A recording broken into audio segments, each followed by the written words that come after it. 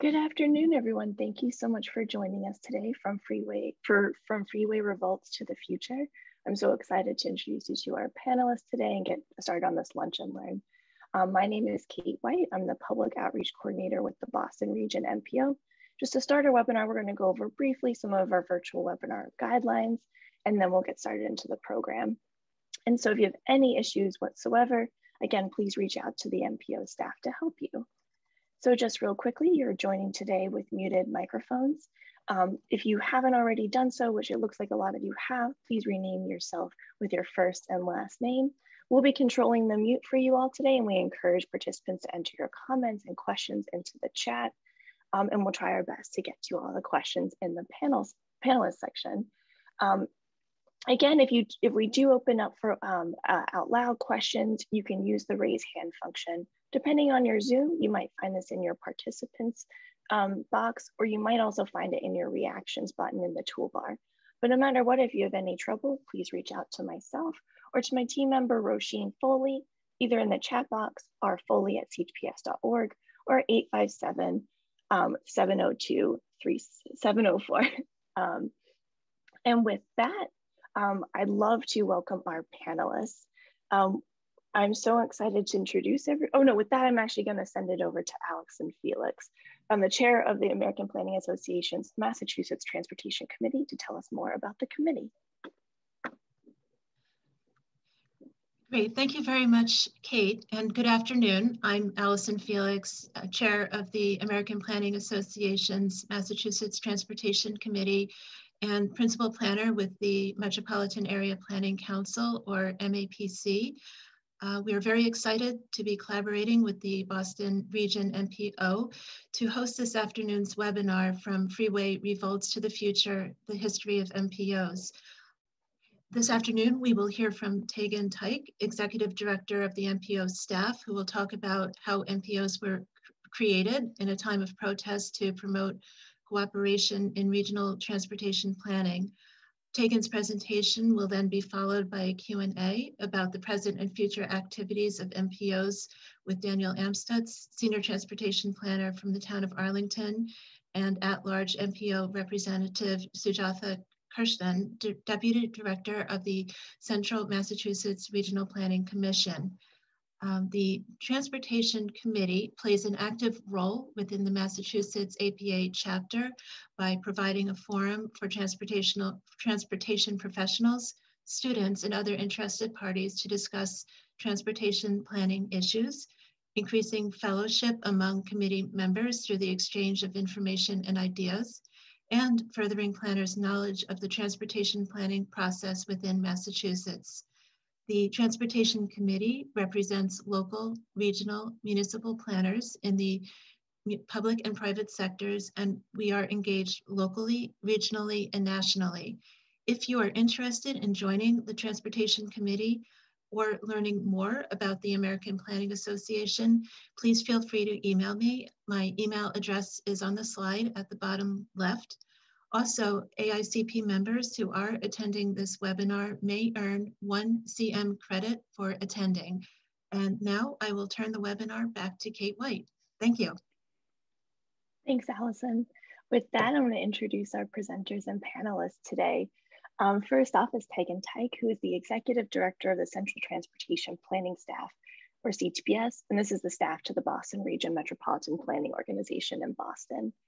CTPS supports the Boston Region MPO Board in developing a transportation vision for the 97 cities and towns in the region.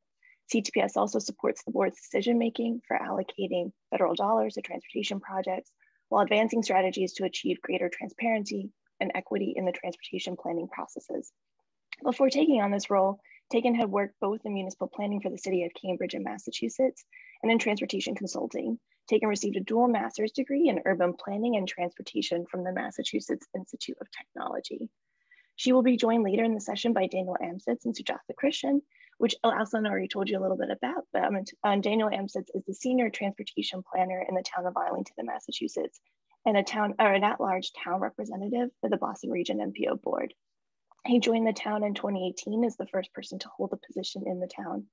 In this capacity, he works on strategic and operational transportation issues ranging from improving conditions for bicycling and walking and safe routes to school, to implementing bus priority projects and innovative approaches to curbside management.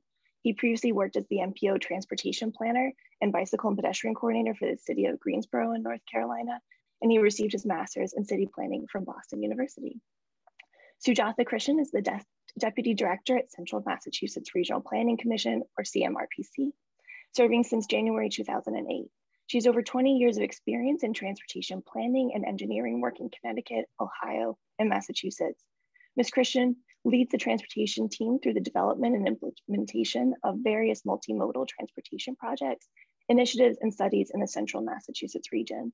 Ms. Krishnan works with the Worcester Regional Transit Authority, or WRTA, transportation stakeholders, and several CMRPC communities on numerous projects, studies, and plans. She is proficient with travel demand forecasting, data analysis, and linking land use planning and economic development opportunities with transportation. Thank you so much, all three of you being here. And now I'm going to hand it over to Tegin to provide a presentation for us. And then afterwards, we'll have the Q&A.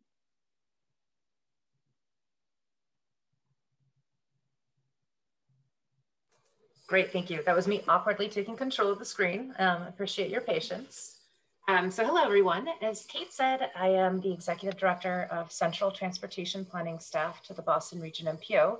I think it's worth repeating the acronyms because it can become a bit of an acronym soup. And as she more or less said, the MPO and CTPS staff was established in the 70s to provide transportation expertise to the Boston region.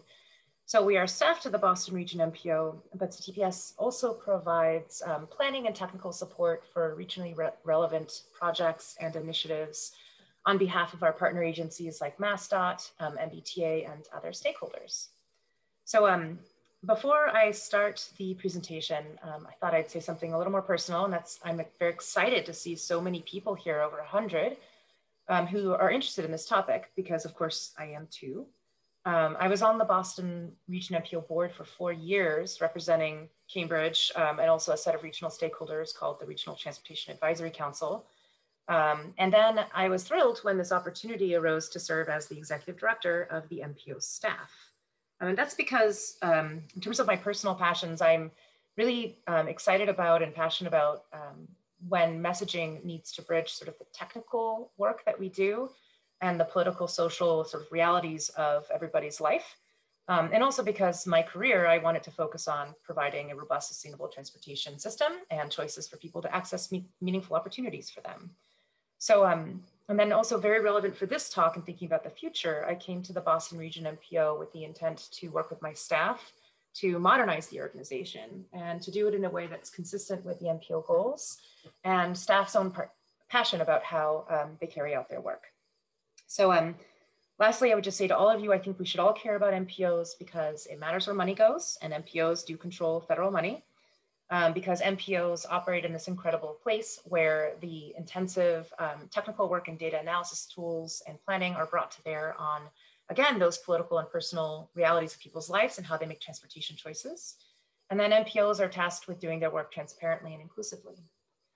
So with that sort of preamble, I would like to get started. So what are MPOs? I think the most boring aspect of MPOs are that we are federally mandated to exist. So you have no choice. If you're in a locality or municipality in a federally defined urbanized area, it's called a UZA, with a population of more than 50,000, then you must be part of an MPO. And we are required as MPOs by federal law to approve how all federal transportation dollars in an MPO's area are allocated to transportation projects. So that includes both projects that the MPO itself decides to fund to work towards its goals, but as well as the federal funds that are allocated by state and transit authorities through their own prioritization process. MPOs also allocate federal dollars in support of achieving transportation goals through planning projects. So we receive planning funds. And that funding, the funding that MPOs receive is established through the federal transportation legislation, the most recent one being the FAST Act of 2015, and which is of course being in the works of being reauthorized. So the second bullet, we are as MPOs required to do our work by engaging regional stakeholders in a collaborative, that's the third bullet, and transparent way. Regional stakeholders, I think it's important to note, can include just about anyone. So this is a big task. It includes professionals, elected officials, advocates, and of course, residents and people who live and work in the region. And so we have a very robust public outreach program to help us engage in that collaboration with stakeholders in a transparent way. But we also do it in a way where we are working to place priority on those stakeholders that have been historically underserved by the transportation system. And so I just want to call out that our facilitator for today, Kate White, leads our public outreach program at the Boston Region MPO. And it is a huge task in such a large region, and we are certainly not the largest. But I know we are always looking for more and better ways to reach diverse voices, so please do not hesitate to make those suggestions. So this in essence is what MPOs are. Another way to think about it is that MPOs are boards of people that serve as decision makers and that they are supported by professional staff like us, and they work to make transportation planning and infrastructure meet the needs of the people in a region. And that is both now and in the future. But MPOs can be very, very different within that framework. And I will just give you a very brief summary of the Massachusetts situation here, which is that the Boston Region MPO is one of 13 similar entities in the state. As I've mentioned, funding for all MPOs is allocated through federal legislation, and in Massachusetts, it's based on a formula, one that considers both roadway miles, but also population. Another thing to think about here is that all federal funds require a 20% local match to the federal dollars. And in Massachusetts, that is actually provided, that local match is provided by the Commonwealth of Massachusetts, not local or county entities. And so as such, our Department of Transportation, Mass DOT, chairs all of our MPOs. And that's something that's now a relatively unique condition in the country. But again, MPOs look different everywhere you go in the country. So Kate already gave you a few details about the Boston region, but it's made up of 97 cities and towns. And I think it's nice to emphasize that it's not just Boston. It goes north to Ipswich, south to Marshfield, and sort of the western border is made up roughly by 495.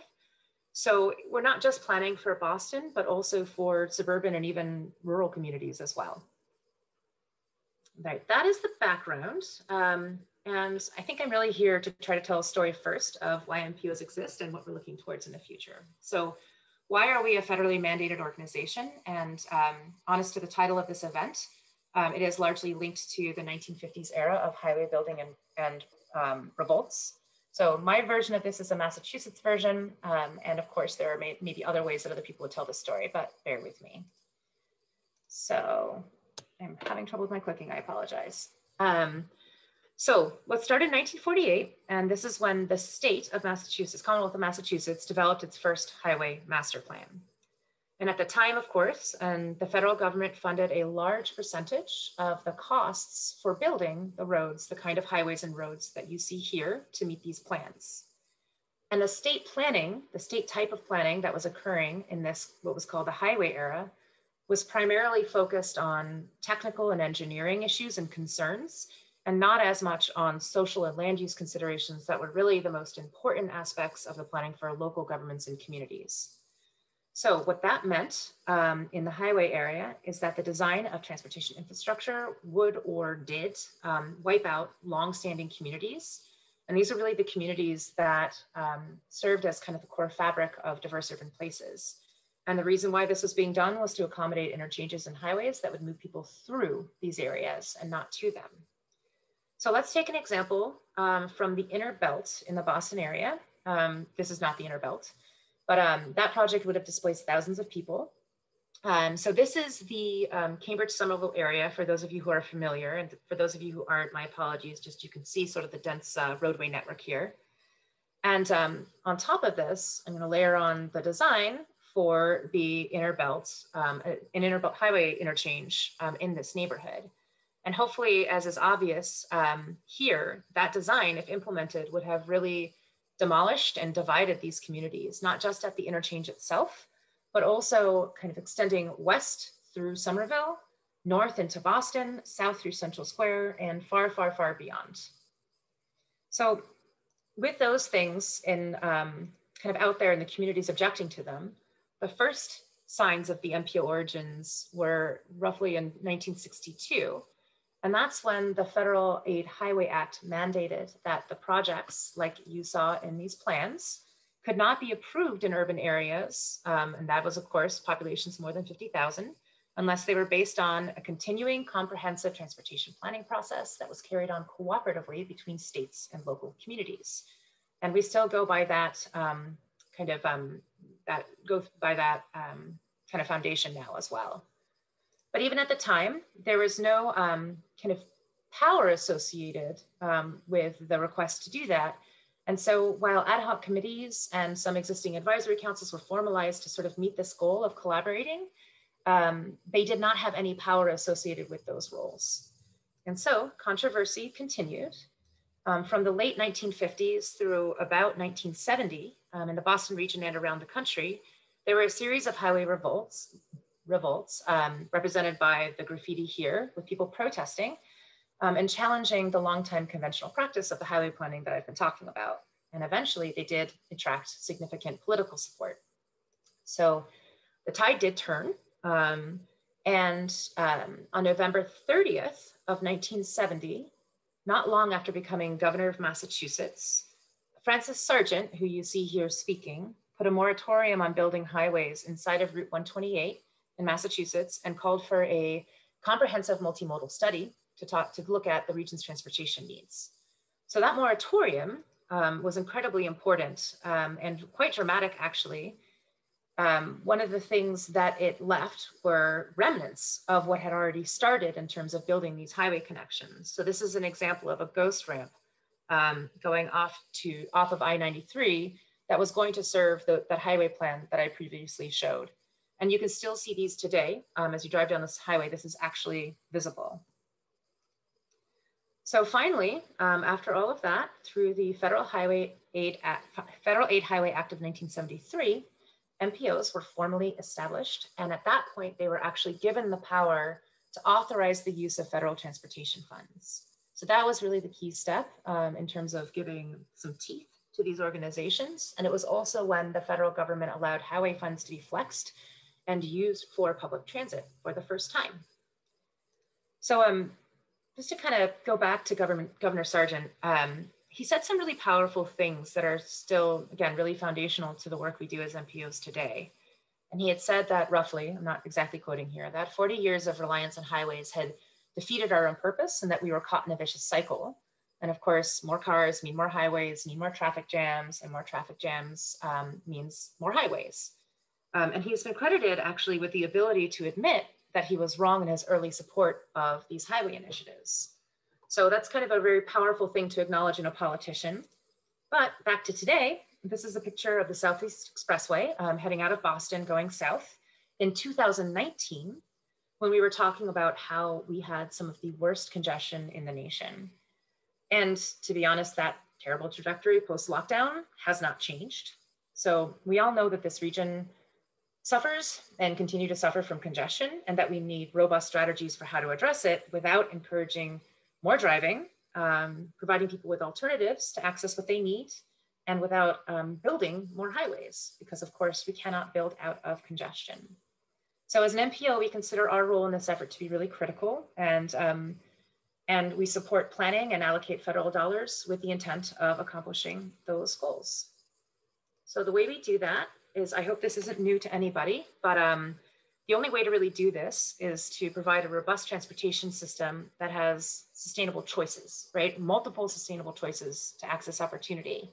So that means that all of our work has to be multimodal, because people are multimodal. They make different choices on different days and how they want to transport themselves. I find it kind of amazing that it's still hard today to engage in transportation planning and funding conversations and use the word people instead of modes. People tend to talk about cars and bikes and buses, but none of those things are actually just a car or a bike or a bus. They're people. So for example, a person driving a car, and there's a multitude of reasons why they might be doing that, all of which are likely valid and very much worth understanding.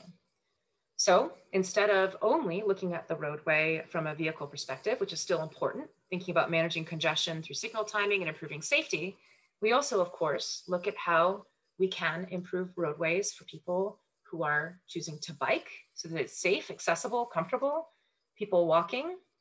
Of course, the capital A accessibility for people who have mobility challenges, that they can still use the transportation system to access what they want and need. We work to make sure that public transit is operating reliably, quickly, and efficiently. We support amenities towards public transit and other sustainable modes so that it makes it more attractive and comfortable to use them. And of course, we have to think about how this transportation network that we're working on also affects our goals around climate change and, of course, economic development goals, among many, many others. So it's all very intertwined. So even though we started with highways, this is where we are now, thinking about all of these different elements. So I've talked a lot about kind of what we do, but not necessarily what we produce. And so I think that it's helpful here just to highlight three kind of core products that MPOs are required to produce. And again, all MPOs differ a little bit, but these are some of the sort of most fundamental requirements. So first, we develop a long-range vision for our transportation system. And that is called the Long-Range Transportation Plan. You can see it called slightly different things at different MPOs, but in essence, it includes the MPO's goals, and it serves as the overarching framework for how we allocate money that the MPO has the discretion to allocate towards specific projects. And in Boston, that's over about 100 million per year. And the last plan for the federal fiscal years 2020 to 2040, which was approved back in 2019, assumed almost $3 billion being allocated over the 20 years of the plan. So that's the high level, and it only includes the most regionally significant projects, the largest projects that the MPO considers looking out 5, 10, 15, and 20 years out. But every year, we update either a 4 or 5 year sort of set of expectations for how we're going to allocate funds to a full slate of projects. And that's a rolling 5-year investment program called the Transportation Improvement Program, or TIP. And then finally, each year we produce a framework for how we plan to spend federal dollars on studies and analysis that are in service of the region's vision and goals, of course, laid out in the Long-Range Transportation Plan. And that work program is called the Unified Planning Work Program, or UPWP. So again, there's much more to what MPOs do, from our congestion management program to our equity program, performance-based planning program, travel demand modeling, et cetera, et cetera, et cetera. But these are sort of the most fundamental products that MPOs produce, and they all must be produced with robust engagement of the many stakeholders that I've been talking about. Okay, so that is what MPOs are, how we came to be, and what we do in quick summary. And the next, just two additional slides are to talk about what I understand to be in our future. And this is Boston region MPO focused, but I think that there's probably a lot of similarities for a number of MPOs in what I will outline here. The first bullet you see here, in terms of what's in our future, involves creating new tools, which is a real change in direction for us. So to do our work, we really need to look into the future. We need a robust, but also a very understandable and transparent set of tools so that we can work with available data and support decision-making in a way that people can connect with and understand. So it's, again, kind of bridging the technical with the social and the political. And to meet that need, we are developing, and specifically, a simpler, more transparent, lighter weight regional travel demand model and the associated tools that go with that. And that will allow us to more efficiently explore many potential futures, including uncertainties like, no surprise, pandemics. We all feel that very viscerally now. Rapidly changing technology, climate change, and new policies. On the policy side, I wanted to comment that it's a very difficult concept to convey, that good travel demand modeling doesn't actually predict the exact future that is coming, and results from a model should not be taken to represent a precise prediction of the future, because it's simply not possible with the uncertainties that you see here. Instead, what travel demand modeling does is gives us a better sense of the direction that these uncertainties might take us, as well as specifically the policy decisions that are under the control of decision makers, and what direction that may take us in, and which ones might have the most impact on how people choose to travel. So we are making a shift in our tools and how we talk about them to allow us to sort of support policy decision-making more effectively and transparently and not limit it. That's a big topic I'm very excited and passionate about. And then second, this is a continuing trend at the Boston Region MPO that's worth highlighting towards funding smaller, more multimodal projects, as well as projects that support and enhance public transit. And so towards this end, the Boston Region MPO has recently significantly refined the criteria that it uses to select projects. And the MPO has created funding pools for smaller projects supporting first last mile connections, as well as smaller projects supporting transit modernization. So I think that's a really powerful trajectory. And then, of course, we will also continue to enhance our ability to collect the data that we need and work with the existing kind of realistic available data to measure whether we are in fact reaching our goals, whether the board decisions for allocating funds are reaching the MPO goals.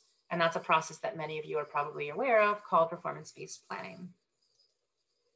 And then lastly, and I think this is one of the most important slides in the whole presentation, is that we need to continue as MPOs to accomplish our why we were founded, to kind of connect to local and community concerns to higher level planning, is that we need to aggressively evolve our work in equity and in outreach.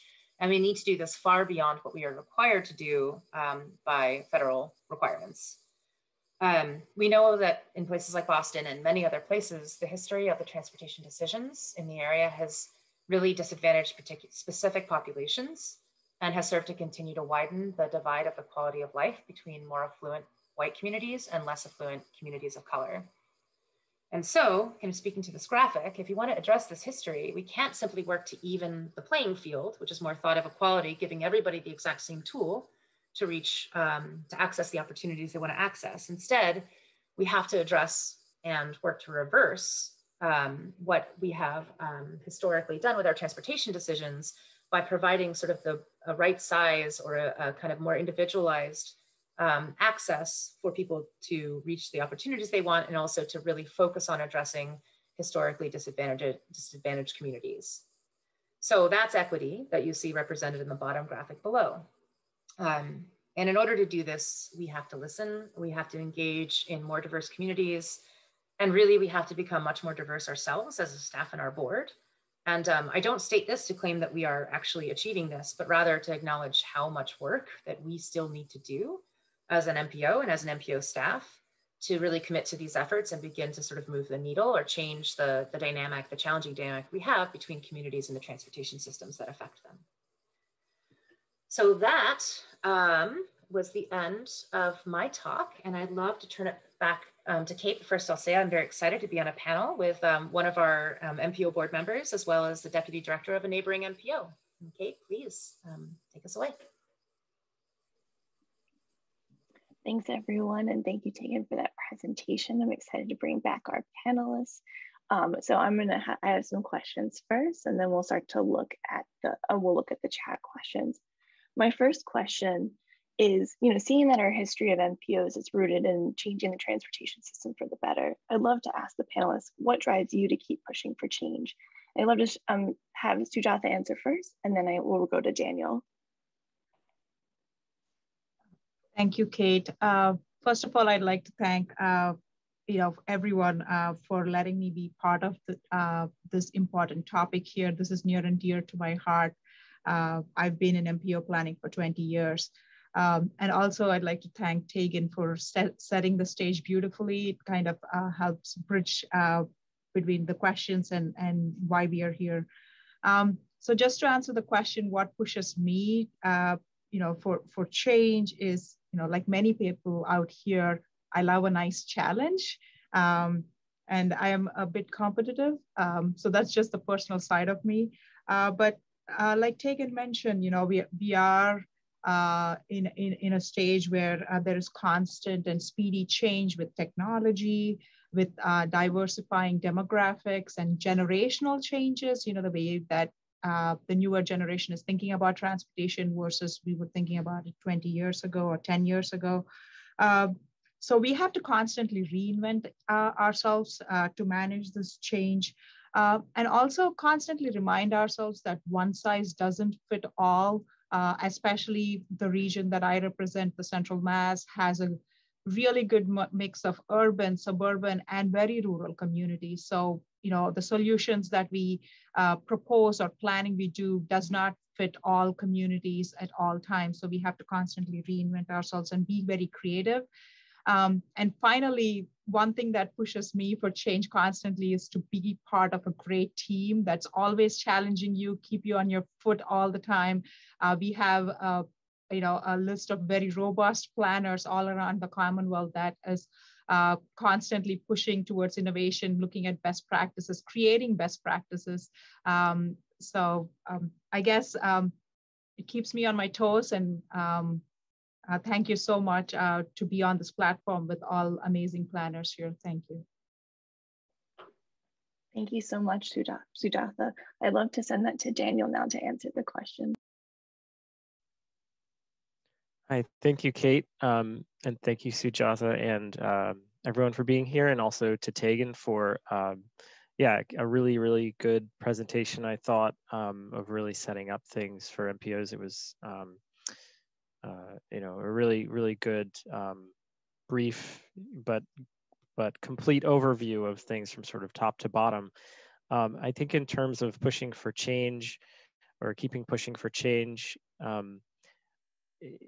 think of one of the things that I learned when I was doing my master's degree and understanding how much context matters. I think Sujatha touched on that a bit. And here in the town of Arlington, we also, even within a single town, a fairly sort of small geographic space, we do have sort of more urban areas in the east and more suburban areas in the west. And it's very interesting to see how different solutions might be needed for those places, especially, we sort of flat areas and then very steep, topographically challenging areas, and how that changes the way that people can get around. And I think it's really important to continue to the way that I think the way that the history leading up to the MPOs that is still I think really, really important to me or clear to me is the need to really listen to people and the residents to understand what their needs are, as opposed to sort of assuming what they are or assuming within your own so sort of within your own expertise, you think what the needs are, or you think what the solution is. And I find that really interesting and exciting, working with residents and people on figuring that out, within the framework of sort of what's possible, but understanding, really listening to them. So, I think when it comes to pushing for change, I think we see there's still a lot of work to do when it comes to trying to make our transportation system more multimodal, and there's so many opportunities to do that. And always looking to see how we can make that change for people, for our children and our future generations, and knowing where there's really important things with new designs and so on that we can make those changes. So I think that's really exciting and really helps drive me in my work. Thanks, Daniel. And Tegin, you talked a little bit about it in your presentation, but I wondered if you wanted to add any more. Yeah, I think my presentation covers a lot of it. I think there's obviously history that is worth changing, right? There's a lot of change that's needed. But one of the things that I feel really passionate about around change is that it's not that we are creating change. Change is happening constantly, no matter what. And it's much better to be proactive and to embrace it and to work towards a change that is goal-driven than to be reactive. And so I really like to work in a space where we are trying to set goals and create change that works towards those goals. And one of the worst things I hear sometimes, I think, is when people say, well, we can't change something because of the way things are now, whereas we should be looking to what we want them to be, right? And working to implement that change to get there. So that I find very motivating. Well, thank you so much, all three of you. My next question is really kind of going back to that theme of uncertainty. Tegin, you talked a little bit about how do we plan in a world with immense uncertainty? So I'd love to open it up to the panel and see first if Tegin, if you wanted to add anything more to how we're planning in uncertainty, and then send it to Sujatha and then Daniel.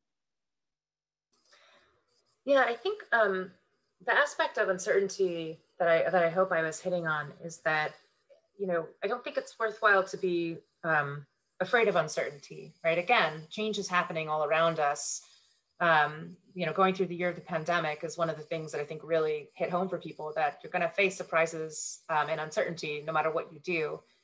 And again, I think it's important not to get stuck in what we don't know. We have certain data, we have certain tools, we have certain knowledge of what the future could hold, and good decisions still need to be made in that context. And so the more that we can provide tools that help people sort of explore and understand the potential kind of effects and outcomes of uncertainty in a way that's transparent and generates conversation and supports decision-making, the better we're doing.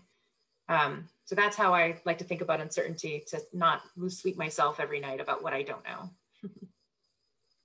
I appreciate that. Thank you. Sujatha, how about you?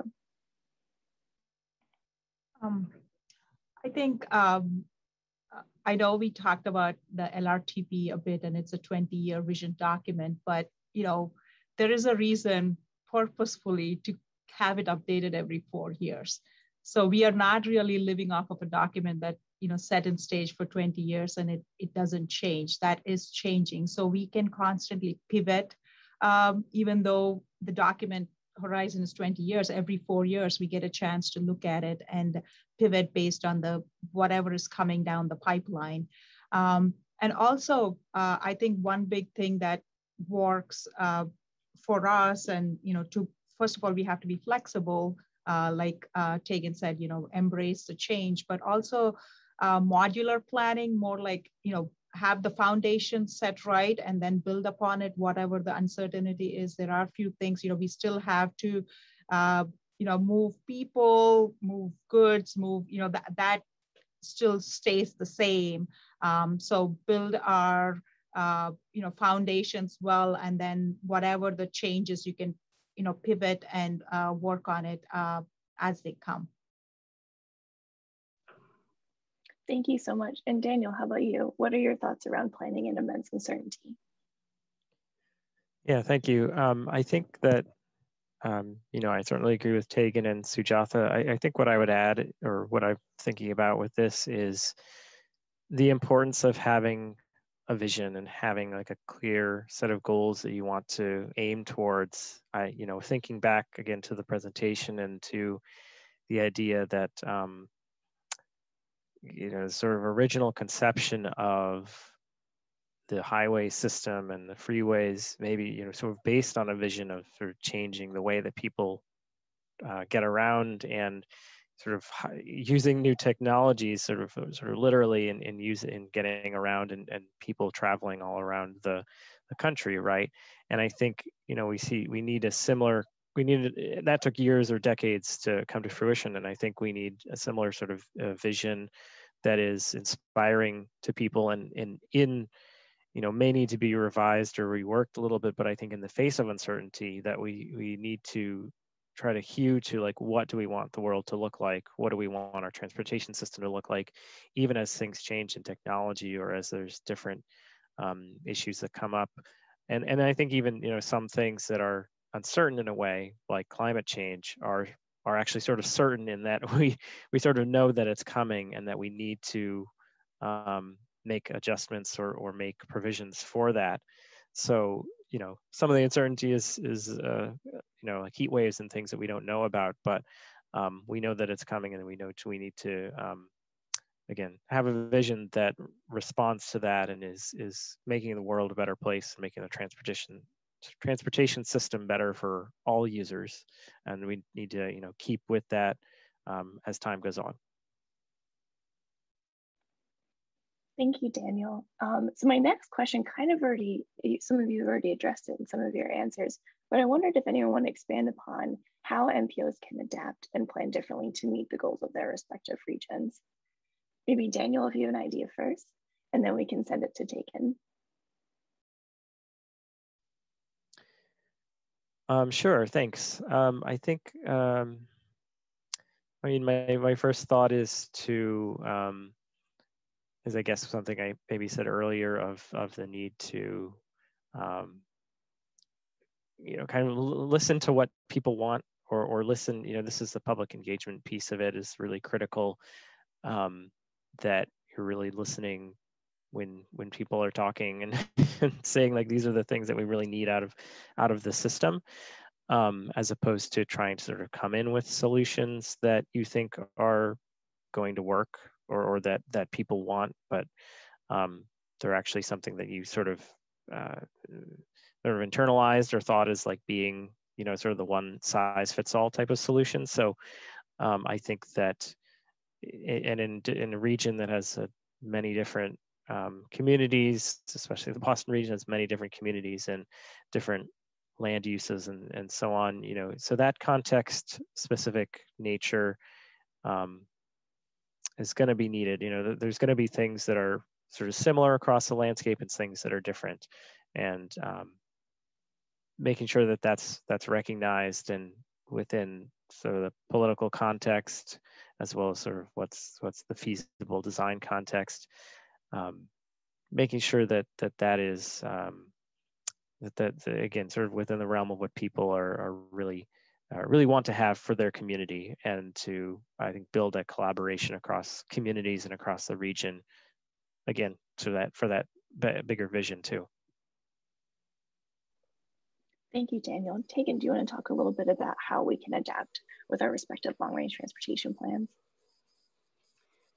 Yeah, I mean, I think I was thinking along the same lines as what Dan responded with, which is that it's both needing to listen and the robust engagement that we need to do, and that you do, and that you work on kind of doing new things as much as we can, to every time we hear a new voice that we haven't heard before, or a perspective we haven't heard before. Those are immensely valuable in how we change and adapt. But also, we really need to make the work that we are doing in allocating dollars and doing analysis and doing our planning much more relatable to people's daily lives, right? Because in the end, all of these things lead to actual infrastructure, you know, being built, and all of the work that leads up to that. If folks aren't able to sort of engage with all the steps leading up to that, then we're not getting, you know, the perspective and the good understanding of the needs of the community in that process. And so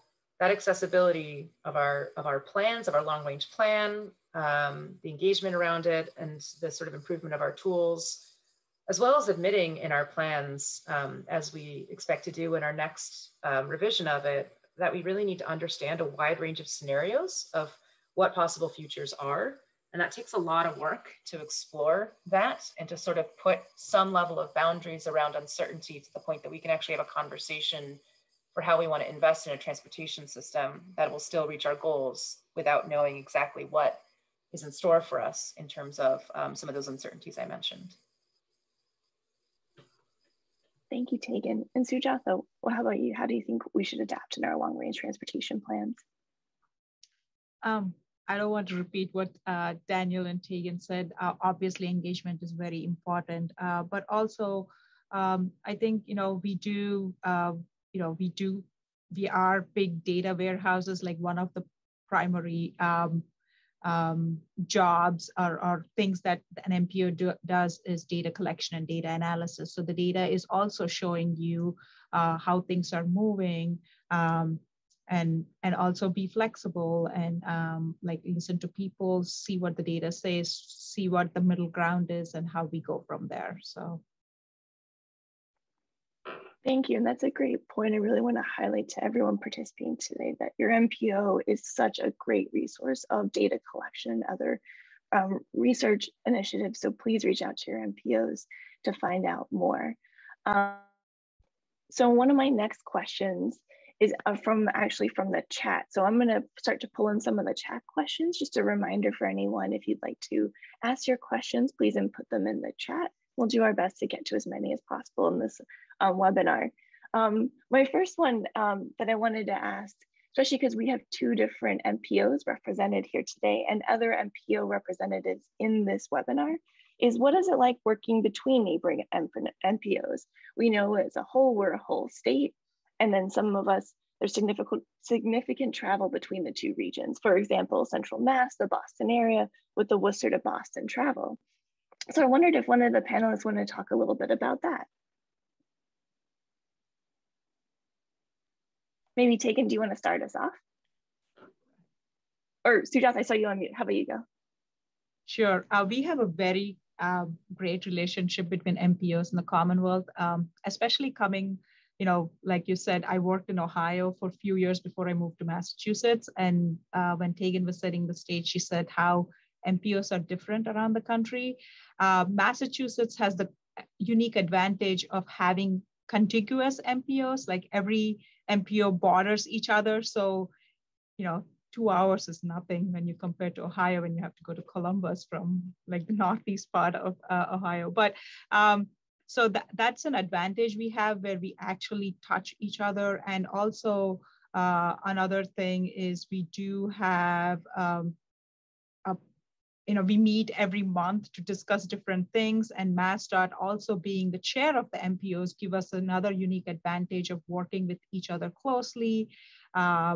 Again, something that differentiates Massachusetts from other parts of the country is we do produce our long-range transportation plans at the same time, our unified planning work programs and the TIPS, which is not required in other parts of the country. So we are constantly talking to each other to make sure we are not duplicating efforts, and we are not, saying something that another MPO doesn't agree. So there's a lot of cooperation between MPOs in the Commonwealth.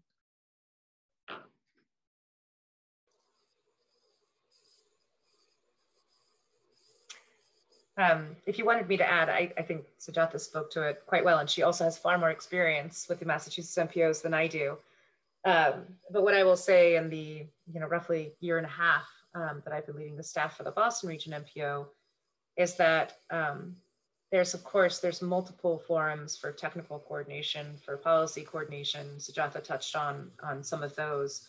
But one of the things I think that I've seen in the last year and a half that I found really great is we've really learned very distinct and great lessons from other MPOs in the state, from how we present our materials to how we're dealing with a specific kind of procedural question, to kind of learning how they manage their own processes, and we can take those and integrate them into our work as well. So I do see a pretty good exchange, I think, of ideas. I mean, I'd want to see even more. I don't think there's any reason why we wouldn't. And as Sujatha, there is that nice, beyond the forums that bring the MPO staff together, the fact that we have that continuity of the same chair, the same entity serving as the chair in all the MPOs, they can often bring those examples of other MPOs to the table for another MPO because they've actually seen it in action. So I don't know if that fully answers the question, but I think it's a great example of something that does work relatively well and could work even better in our state. Yeah, I agree. And even to add, just the MPOs in other states have been such a resource, especially in this time of uncertainty, building upon virtual public involvement and adapting our processes. It's a really great community to try and expand what we do. Daniel, since you do have experience with another MPO, I was wondering if you talk some of your experience about Greensboro. Sure, for just a minute. Yeah. So like we've talked about, MPOs are sort of same framework, but they are implemented very differently. So, I mean, in North Carolina, where I was, the MPO was much smaller, but also took up essentially like 3/4 of a single county. And they have a very strong county system in North Carolina, which is different from here, which is, every sort of scrap of land in Massachusetts has some town or city on it that has its own sort of local municipality associated with it. And we had about we had 8 people that are on the MPO board, and basically 4 people from the city of Greensboro, and then 4 people that were, I think a couple of people from the county, and then 2 that were appointed. So it's just a very different model, and the city of Greensboro planning staff actually staffed that. So I think in terms of collaboration, there was actually sort of interestingly that the MPOs, there was Winston-Salem and High Point, were actually starting to touch each other, and they were starting to get some questions about the jurisdictions of the different MPOs.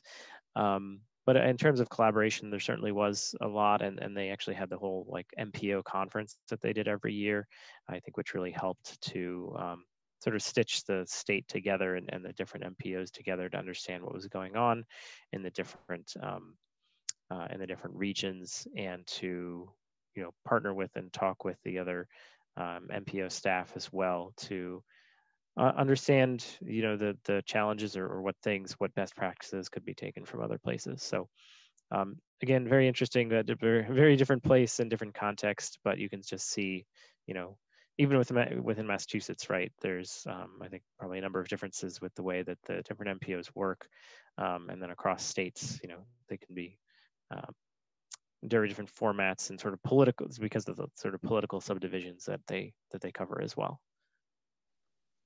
Thank you very much, Daniel. So just looking again at our chat questions, one topic that came up are how are MPOs in Massachusetts approaching the implementation of something like electric vehicles and charging infrastructure?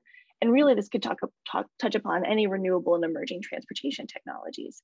So maybe starting with you, Sujatha, could you talk a little bit about how MPO staff and the MPO board are approaching kind of these new issues like incorporating new technologies? So for us in the Central Mass region, we not just the MPO, the Regional Planning Commission, the staff that does regional planning and land use planning, have been very successful working with communities through the Green Communities efforts, where they're talking to communities about green infrastructure. They've been able to help most of our communities get the Green Communities designation, and the electric charging stations have been part of that discussion. So looking into how they could bring in electric charging, especially in downtowns, rural communities. We also are looking at major corridors in our region. How do we bring in charging infrastructure? And I know at the federal level, there's some talk. So we are getting involved with that. Again, at the beginning stages as far as the corridors goes, but I think we've made more inroads at the community level to get them thinking about green infrastructure, especially with regards to electric vehicles.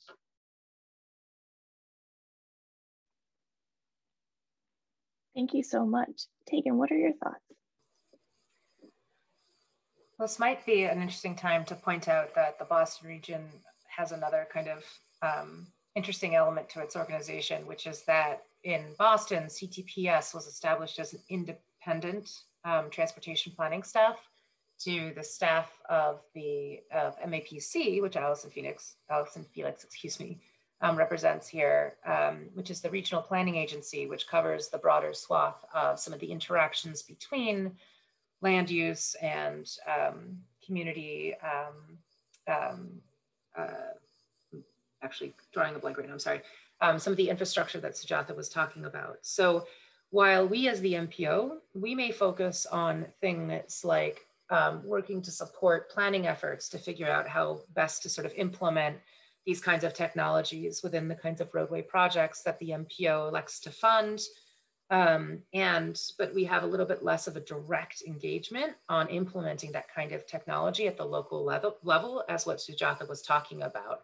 And at that point, I would probably defer to our MAPC, our fiduciary agent, and our RPA, our sister agency, to sort of talk about that more in-depth community work on those kinds of infrastructure initiatives. But I want to call them out here.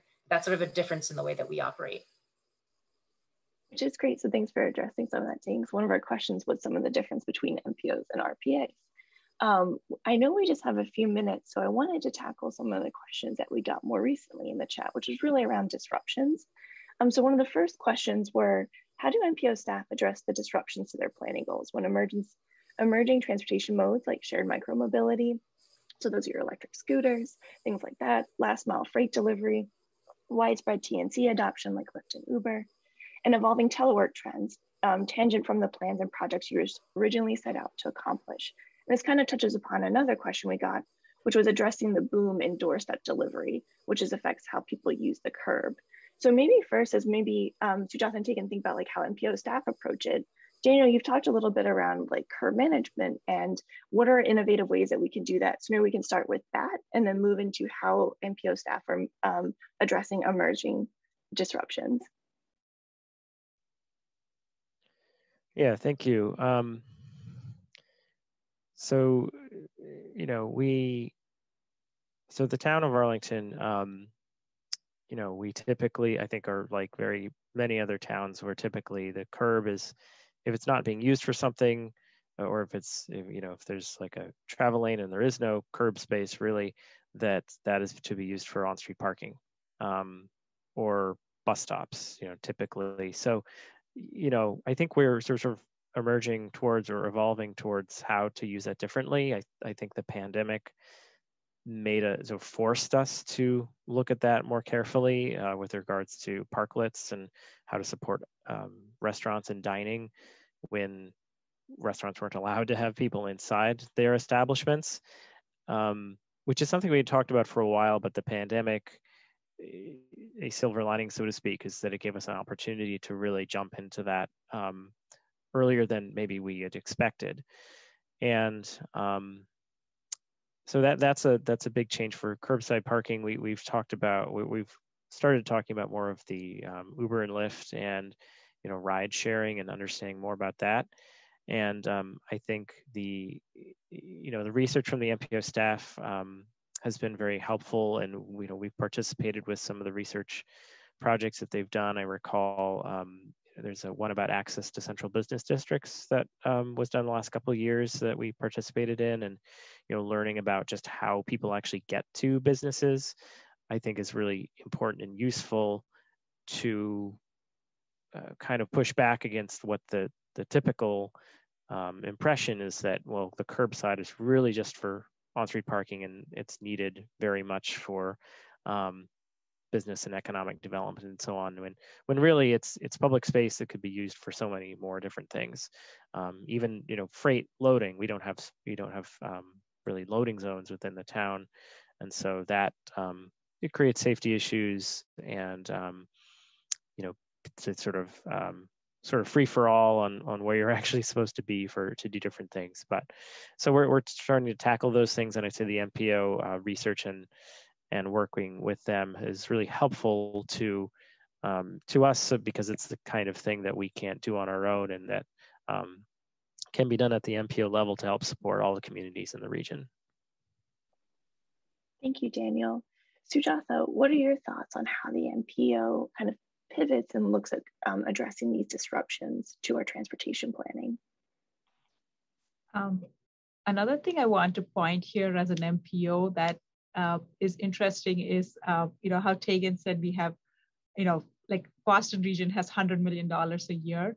One thing everybody needs to understand, that MPO does not have a power to spend a dollar of that. We only allocate, we are not the implementers of the project. So it's very interesting, the role of the MPO. I think the word that Tegin used was a bridge. You know, we are the facilitators. We are the third party that has no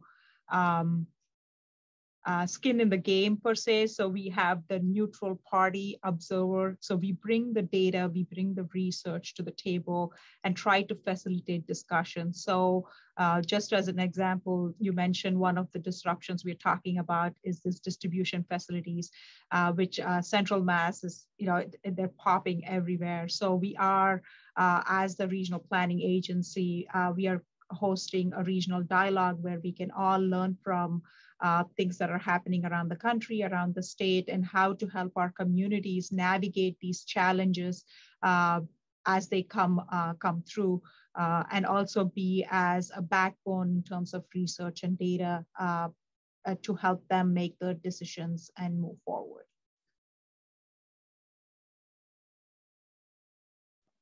Thank you, Sujatha. So I know we're right at time, and I really want to respect everyone's time. So just very quickly, Tegin, do you have any last moments? And then I will close out the webinar for us. No, I think Dan and Sujatha covered that question perfectly. I could add, but it would just take up time, and I'd rather respect people's time as well. But I really enjoyed being on this panel today, and I saw that there were a ton of comments and conversations, so I'll look forward to looking back at those as well. Thank you so much. So I just want to say thank you so much to Tegin, Sujatha, and Daniel for joining us today and talking through, you know, really what the MPO is and what we can do in the future. And I want to thank the APA Massachusetts Transportation Committee for helping give us this platform to share this information. We're really excited to continue to co-host webinars in the upcoming future. with the Transportation Committee.